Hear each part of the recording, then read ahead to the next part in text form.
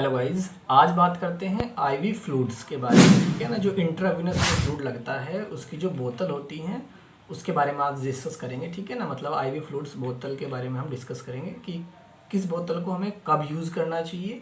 ठीक है ना, और क्या हमें सावधानी बरतनी चाहिए, किस कंडीशन में कौन सी बोतल लगानी होती है ना, और क्या हमें सावधानी बरतनी चाहिए। ठीक है ना, आईवी फ्लूइड्स को लगाते समय तो सबसे पहले बात करते हैं हम एनएस।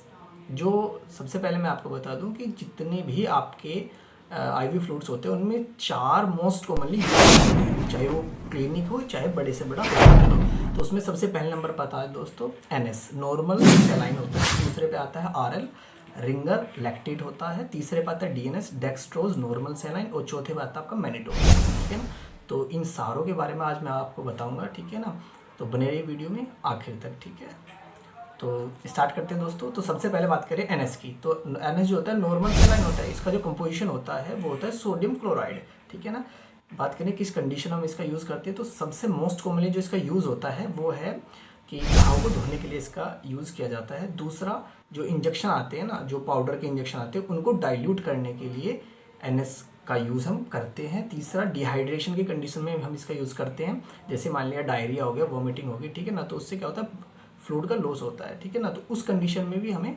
इसका यूज़ कर लेते हैं।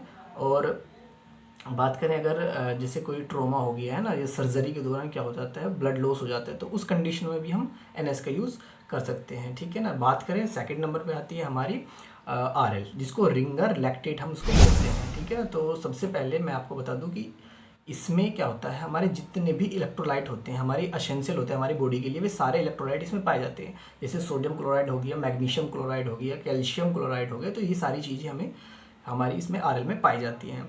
तो बात करें अगर किस कंडीशन में इसका यूज़ करना चाहिए, तो दोस्तों सबसे पहली जो कंडीशन होती है, अगर किसी का भी बीपी डाउन जाता है ना, बीपी लो होता है, हाइपोटेंशन की कंडीशन होती है, तो उस कंडीशन में हम आरएल का यूज़ करते हैं। उसमें मल्टीविटामिन इंजेक्शन डाल के हम इसका यूज़ करते हैं, तो बीपी नॉर्मल हो जाता है।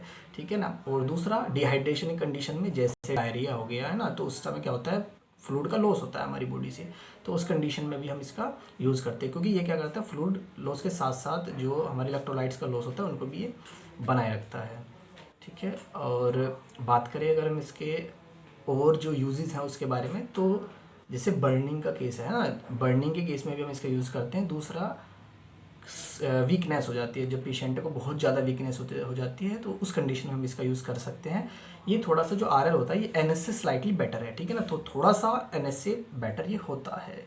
बात करें हम इसके डोज की, तो डोज जो होती है इसकी 1 लीटर से 1.5 लीटर तक हम 24 घंटे में इसको चढ़ा देते हैं पेशेंट को। ठीक है ना, और जो एनएस की जो डोज होती है नॉर्मल सैलाइन की, वो होती है 1.5 लीटर से 2 लीटर के अप्रोक्स। ठीक है ना, मतलब 3 बोतल से 4 बोतल तक 24 घंटे के अंदर हम पेशेंट को लगा देते हैं। ठीक है, और दोस्तों जो आरएल जो होती है, जो रिंगल लैक्टेट है, उसका यूज़ ना करें। मतलब कहाँ पे ये कॉन्ट्रा इंडिकेटेड है, मतलब अगर पेशेंट का बीपी हाई हो रहा है ना, हाइपर टेंशन की कंडीशन है, तो उस कंडीशन में हमें डीएनएस का यूज़, मतलब सॉरी आरएल का यूज़ हमें नहीं करना होता है।